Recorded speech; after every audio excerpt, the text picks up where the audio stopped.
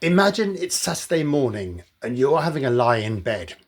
The phone rings and it's the local retired major who lives in the village. And he says, "My wife's dog has swallowed a sock. She's too preoccupied to make the biscuits for the village fair. Can you do it?"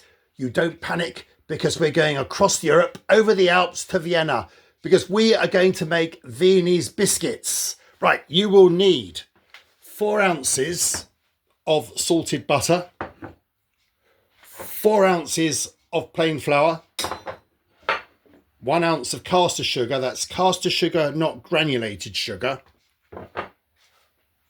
glacé cherries,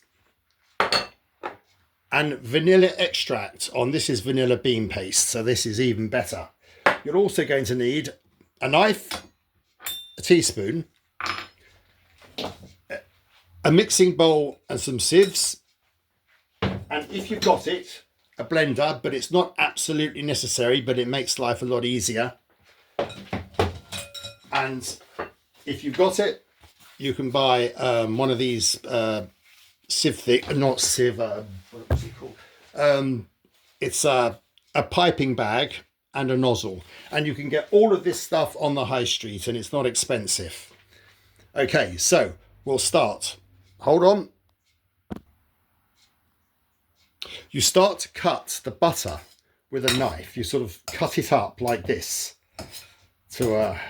and it'll start. What you need to do is to turn the butter into a paste. And in a minute, we're going to add half a teaspoon of our vanilla. Our vanilla. So, come on, where are you? There we are. There. I'll pause it here and I'll come back to you because you don't need to see me chopping up butter. Right, back again. Once you've beaten up your butter into this sort of fine paste, you sieve in your caster sugar. And you've got to sieve it. And you mix this all together. Like so. Anyway, back in a mo. Once you've stirred in the caster sugar, you can gradually start to add the flour now, and you do the same thing. You gradually stir it in. So back in a mo. Hello again. Right, this is our mixture here. So you can see it's really soft, really pliable. That's what you want. You want it to be nice and soft and smooth like that. I did use the blender just to finish it off. I was mixing it all together and I use the blender because it does it better, so and much quicker. So there we are. And then what you want is a baking tray like this, and it's got to be very, very, very lightly greased. And I'm just putting my finger in some and then just greasing it like that. So that's all you need. It's just so there's a very fine surface on there so the biscuits don't stick. Right, hold on. The next thing to do is we have to put that in there. So we spoon him in like so. There we are. We just plonk it in there. These are really inexpensive, these things, and you can get them in the high street, and you don't need this. You could just put little spoonfuls of the mixture onto the tray, and I've also bought some of these little paper things, so we'll do a couple in there to see what happens, because it's always an experiment when I'm in the kitchen. It's always, which is rare, it's always an experiment. So here you go.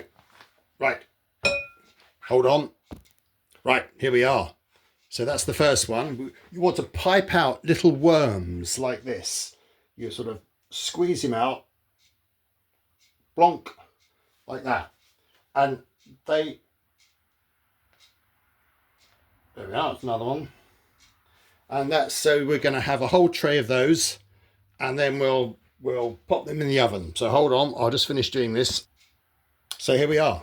So we've got a couple in these little paper cups, and then we've got the other worms here. I always wonder why this paper doesn't catch fire. And we're going to plonk a cherry, a glacé cherry, like that, for a bit of interest. Like that. So anyway, back in a mo. And here they are. Now we're going to put these in the oven. And it's 190 degrees centigrade, which I think is 375 degrees Fahrenheit, and at gas mark 5. And we're going to put them in the oven for between 7 and 15 minutes, depending on your oven. So it's going to be trial and error here. So they could equally come out uncooked, or could come out burnt to a frazzle. Okay, see you in a minute. And I've just taken them out of the oven, and they were in for 12 minutes. And the last thing we do is we just sprinkle some more caster sugar over them. Remember, it's caster sugar, not granulated sugar. Caster sugar is the really fine one. There we are. And they are going to be absolutely yummy. And can you imagine? I mean, have you seen the film The Third Man? Because you could just imagine Anna Schmidt and Harry Lime drinking their coffee and eating these biscuits whilst they were sitting in a cafe in Vienna.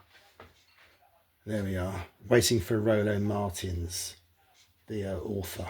Have you seen The Third Man? Absolutely brilliant. Anyway, there we are. So what we've got, we had 4 ounces of salted butter, 4 ounces of plain flour, and 1 ounce of caster sugar, glacé cherries, and a teaspoon or half a teaspoon of vanilla extract. Remember, extract, not essence. We mixed everything together.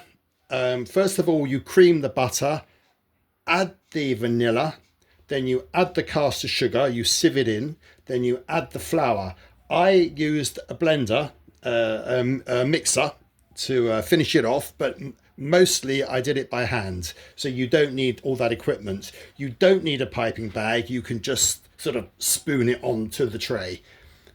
And there you are. They are going to be delicious. And I'm sure the Major would be really proud.